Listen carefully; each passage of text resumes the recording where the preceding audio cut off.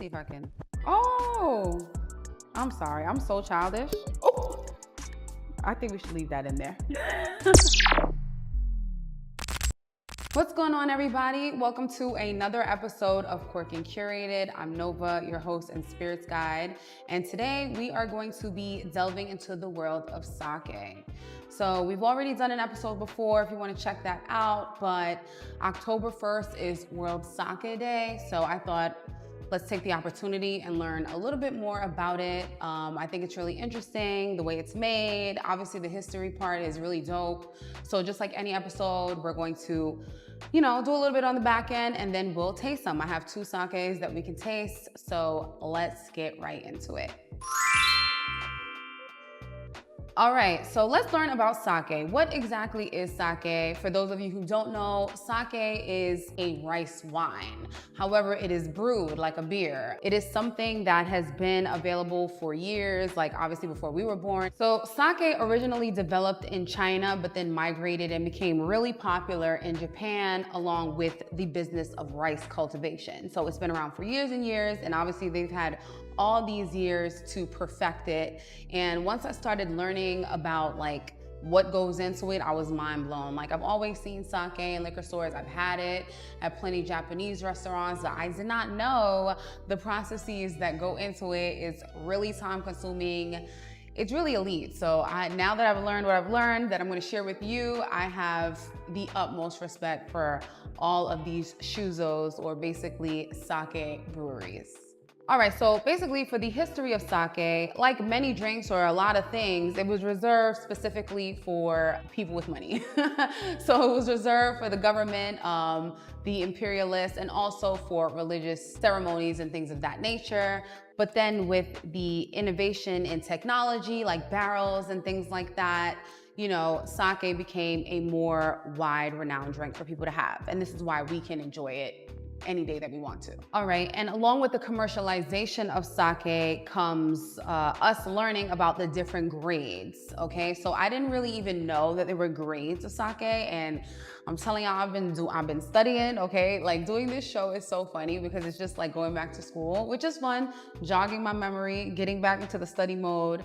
And then also, obviously, since we dabble in spirits that come from different countries, cultures, please, I beg your pardon if I don't say these names right, but obviously these are Japanese names. So we're going to learn about the different grades of sake and how to tell them apart.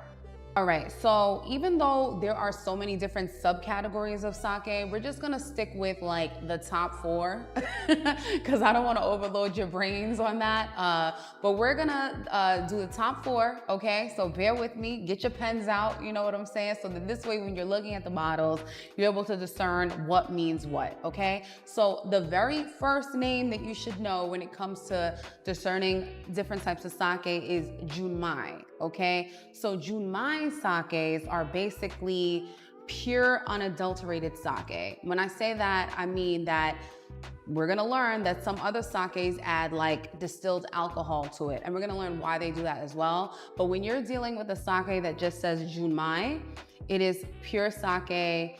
And what sake is rice, yeast, koji, which is like a mold that they use in the fermentation process.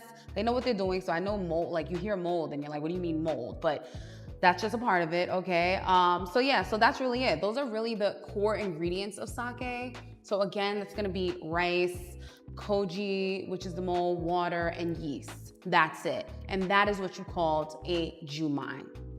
All right, so along with the different subcategories of sakes, there's also a RPR, which is a rice polishing ratio. So did y'all know that they actually polish, think about like a kernel of rice, okay? So a part of the sake process is milling down or polishing the rice kernels, okay? And they figured it out because if you take 1 grain of brown rice, all right, the outside has like the bran, which is like the protein, the fats, and inside of that tiny little thing is the starches, okay, that really brings out the flavors. So if you want to get a good sake, there's an RPR, which is a rice polishing ratio, and then these subcategories have them. So y'all, I've been mind blown. I'm like, what? Trying to retain this information, but that's all right. We're doing it together.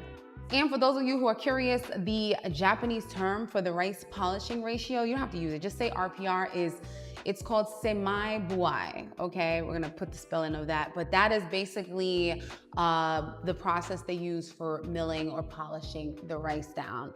And the junmai has an RPR of 70%, so that means 70% of the rice is still available. So they are basically polishing down 30%.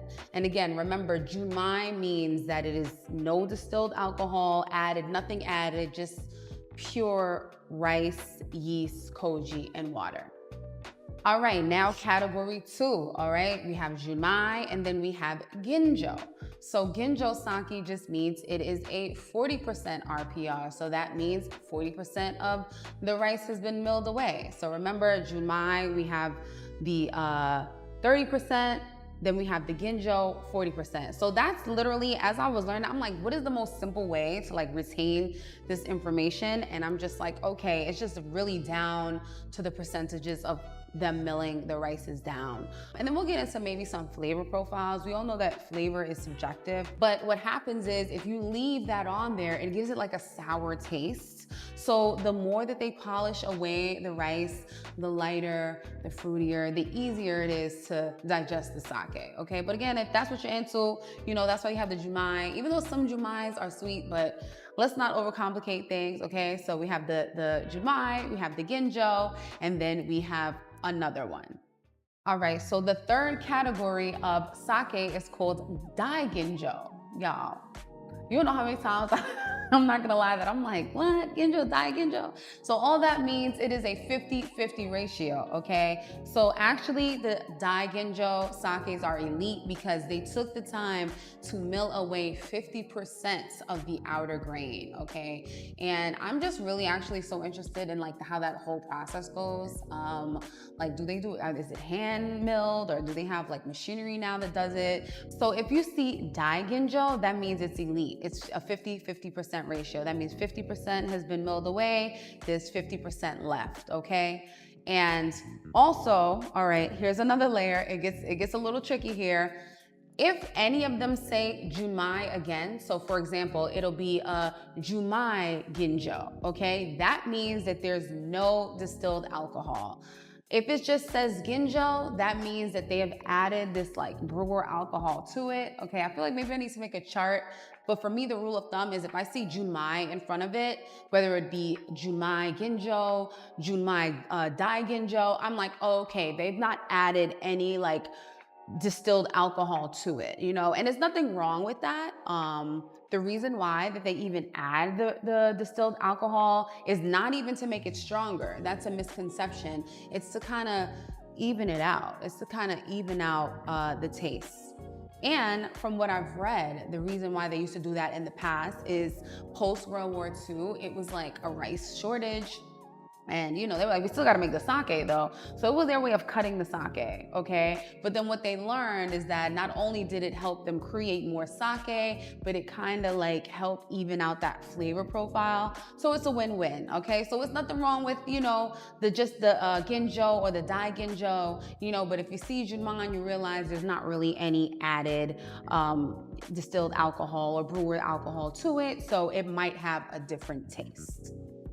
Okay, and then the final level, even though there's more, you can do your own research, but the final one is nigori, and that's a cloudy type of sake. Again, they have a junmai nigori, you know, and remember what that means. That means there's no distilled alcohol, but basically nigori is, I don't know if you've ever saw like those cloudy type bottles, and all that is unfiltered rice. You know, if you think about you making a pot of rice and you're pouring out that rice water, you see how it's a little murky and stuff like that. So that is basically the same thing, a sake that's just not been filtered. And they have it down to a science, you know what I'm saying? Again, they also add distilled alcohol to that sometimes they don't. It just really depends. It just depends on the shuzo, how they want to make it. And I think that's really cool. I'm like, if it's a junmai ginjo, oh cool, all right, so now I know it's milled down to like 40%, but also it has like no distilled alcohol in it. So yeah, so those are just the main categories. Those are the main ones that you'll see if you're going into a store and you want to try different sakes.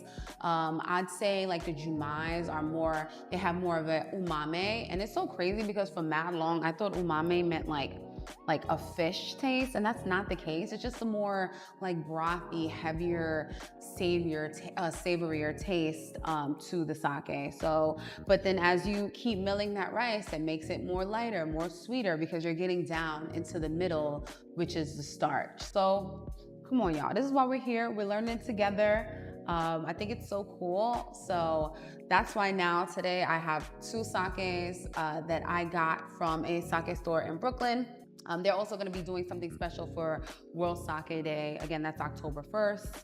And I even got a little shirt from the store too, a little kitty, you know, I'm a cat lady, pouring out some sake. And the store is called Bin Bin Sake. So shout out to George. He really helped me pick out some ones that I was interested in. And ironically, these two are actually junmais. Okay, so we're gonna try them, and even though this one is a junmai, it's also a nigori. And what's a nigori, y'all? The ones that's cloudy. So it's really cool how they can just like mix and match and make like all different types that they want to make, but there are key terms and key identifiers into figuring out what type of sakes that you want to have. All right, so now that we've had our sake lesson, I hope that was easy for y'all to retain. If not, watch it again. And also, again, like I said, we have another episode with a female-owned sake brewery. Check that out as well. But today we're gonna get into two different sakes that I got from Bin Bin. Okay, this one is a yuzu sake, like the fruit, and it's a junmai. I didn't know that. I just was like, oh, this looks cute, and I guess it was like the cloudiness of it that got me, but it's because of the yuzu fruit in it. And if y'all know, I'm sparkling mommy, champagne mommy, so anything sparkling I'm willing to try. And this is the nigori, and it literally says cloudy on it, so you know, and it is a sparkling junmai. And aside from the Japanese writing on the back, it literally says Junmai Daijingo. Come on, y'all. Let's run it back. You know, what did we learn about the Junmai Daijingo? So the RPR, 50%, the elite of the elite. I don't really even think you could to mill it down even more. You be done broke the rice kernel. So yeah, let's try them. I think we should. This one is a little harder to open, so we're gonna pause on this one. But I think we should start with the yuzu one. All right, this one is a little light on the alcohol, and it's like a little flask even. And so yeah, this is from the brand Shibata Black. Okay, and yeah, let's get into it. So sometimes what they do is they will add fruits and different things to the sake to make it like, you know, more interesting, oh, this smells great. Yeah, it smells sweet. So this is cute to carry around. I have my little sake glass here. So we're just gonna try a little bit of it. And yeah, depending on where you are in the world, they have a lot of World Sake events. I'd implore you to check them out. Like I said, Bin Bin is gonna have one. There's another one happening somewhere else, but that I looked up, and I think it'd be a great opportunity if you happen to be into sake or tried one or are curious about it to like do a sake tasting. And you know, just like anything else in life, you know, you do the research and you figure out what your palate is that you like. So cheers. I'm gonna try this yuzu one first. Oh, she's cute. Very light, okay. It doesn't say the RPR on this one, so we'll have to look this one up. But when I did look it up, it said it's a junmai. So, okay, let me see if I can like describe it. Let me use my words. All right, again, very light on the alcohol, so it doesn't burn going down. Tastes really sweet, kind of like a pineapple-y or a yuzu, but if you don't even know if you never had that before, it's like, yeah, like or like a plum, even a plum, because it doesn't have like a tart taste like a pineapple. So let me take that back. And then going down, you taste that heaviness of rice, you know? I really like that. I would get this one again. This is really, really good. Be careful with it, because I mean, you know, I'd throw this back. This is good. I really like this. So if you enjoy like a sweeter sake, I would say, but it's not too sweet. It's not overly sweet, with this, the undertones of like that heavier rice or that umame. Now I get what they're saying. It is kind of brothy going down. But yeah, this is really good. And also, one thing I did learn, like, you know, they sell like hot sakes at some Japanese restaurant. Back in the days, really, it's like you're really supposed to have it chilled. You're not really supposed to be having hot sake. And apparently, like, what I learned is that they would basically heat up like lower quality sakes. So you're not really even supposed to do that. A lot of them you're supposed to just have it chilled. I mean, do what you want. You don't want to like boil it, but I guess, you know, going to a Japanese restaurant having like hot sakes, I would assume maybe they aren't as high of a quality of a type of sake. So that's why it is. Usually you're supposed to have them chilled, or like at least room temperature. Yum. So shout out to Shibata Black. You can look them up. Hashtag sake suki. So yeah, it's really good. And you can even see the sediment in the bottle. So they just left that in there. And there's really nothing wrong with that. But you see the sediment of the yuzu. I think it's called the yuzushiko or something like that. I'm sorry if I didn't say that right. But there's another name for sakes with yuzu in it, which apparently they have us to use a lot. So thumbs up for this one. Love, love, love. Junmai. Both of these are junmai. All right. And then now we are going to try our Dasai Blue Nigori sparkling sake. All right, y'all, so Perry helped me rip away the top, because you know my nails. And this is a really interesting bottle because I've actually not seen this before. So after you tear off the paper, there's this little like lip here to help you get the bottle off. Well, the top. Let's see if I can. Oh, I'm sorry. I'm so childish. Oh, I think we should leave that in there. Come on, sorry y'all. I didn't mean to even get it on a rollie. You know, now I'm bougie now with the rollie. Yeah, it's so funny too, because this came with like a little lip. It was like, please read this before opening. And then I looked at it, I'm like, that's what it said, to be careful. But whatever, it's sparkling, it happens sometimes. But also rule of thumb, even if you're opening like a champagne or something, you wanna like keep it away from you. So whatever, accidents happen. So, okay, we're going to try this one. This one, like I said, Junmai Daijingo, rice polishing ratio 50%. Okay, this one's a little stronger, 14% ABV. Okay, and at least with this one, they really like have a whole like blurb on, you know, how it's made. I think I will read that. It said it's made at a brewery in Hudson Valley, New York. Okay, so nice. It talks a little bit about the owner. Talks about, it says made through a natural fermentation process that uses only rice and koji. What's koji, y'all? The molds, but what, you know, it sounds crazy, but that's what you gotta do, with no help of added sugar. That's up my alley. I don't really like, so this Nigori sparkling is the equivalent of a Brut Nature. We're gonna do an episode on that, on Brut Natures, because for me, I don't like sweet things, so I realized that like a Brut Nature sparkling wine or champagne means that it is the driest of the dry. There's no added sugar. So I have some in the fridge at home that I wanna like look into. So yay, I'm excited now. I'm like, I feel like it's on the healthier side. All right, so as you can see, I don't know if you were able to see, it's cloudy. It's definitely a cloudy look to it. Looks almost like miso soup, but and it smells like rice, like fermented rice. If you leave some rice boiling or just leave the rice water there, that's what you smell. But I didn't know that this was like a Brut Nature. I love that that's the equivalent. And once you start learning these terms and based off of what you like, then it'll be easier to identify certain things. And also there's specific rices used to make the sake. So it's not like regular table rice. Even though it's brown rice, it is brown rice, but here they says that they use Yamada Nishiki rice. I can't wait to go to Japan, y'all. Like seriously, I thought, you know, I was into tea, but now I'm like into sake. So Cheers, let's try this one.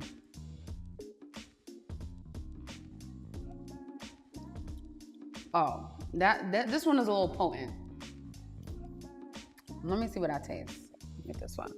So obviously it's sparkling. I definitely taste that alcohol. Even though no added alcohol, Junmai was in front of it. If it was just a Diet Ginjo, then that means even though the RPR was 50%, they added a little bit of that distilled alcohol to it, you know, for probably a flavor enhancement or whatever. But this one is all natural, so they didn't do that. And then on top of that, it's unfiltered, so that's why it is a little stronger, a little earthier. Yeah, y'all, it literally just tastes like sparkling alcohol with a murky, sort of earthy rice taste. So if you're into something more potent and like an earthier, and y'all, you just gotta try certain things, you know what I'm saying? Some people are more inclined to this. For me, I might just veer towards the yuzu one because it's like sweeter, not so like punch packed with this one, but it is still, it's good. This one is like a little more sophisticated. I can't really tell of any undertones of like fruits or anything like that, but and it says it's unpasteurized and they recommend you enjoy it very fresh within 2 months. Why would you hold on to this bottle for 2 months? Come on. That's ultimate discipline. Like, what are you trying to prove if you do that? But yeah, I like it. I think I would like, especially since I know that the Daiginjo is like the elite, and if I was trying to impress somebody, this is what I would get, 100%. But if I'm just like in the summertime, out with my friends, I would throw this one in my little bag or my little flask, because it is like a flask, and take that. So earthy, stronger, smoother, all right? Yeah, and that just goes to show you, since they're both Junmais, like it's just interesting how the flavor profile is different. But I guess, remember, this one is, I guess that's why this one confuses me a little bit. I guess back to the drawing board, because even though this has the RPR 50%, it still feels a little potent. But I guess that's probably because of the other, like being unfiltered and stuff like that. But yeah, definitely a stronger mouthfeel. But I like the both of them. I think they're both good. I think my fave for real is this one. But this one is really cool. And again, shout out to Bin Bin. Hopefully we get to work with them and learn some more about sake. This was great for me because I realize now I'm gonna get this one again, and I'm gonna maybe explore some more yuzu. So I encourage you all to explore some more. Let us know which ones you like, or if you have like any brands that you want us to feature on the show, please let us know, because this is not gonna be the last time that we explore sake. Really excited for World Sake Day, and shout out to the Japanese people for polishing that rice, because I couldn't sit, like, come on, all right, like mind blown. So yeah, so that's it for this episode. I hope you learned as much as I did. I hope you had fun. I really love learning about this stuff. I think it's really cool. I love learning little tidbits and facts and being that person at the party. Like, did you know?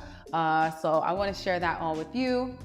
Of course, always remember to drink responsibly, and we will see you on the next episode.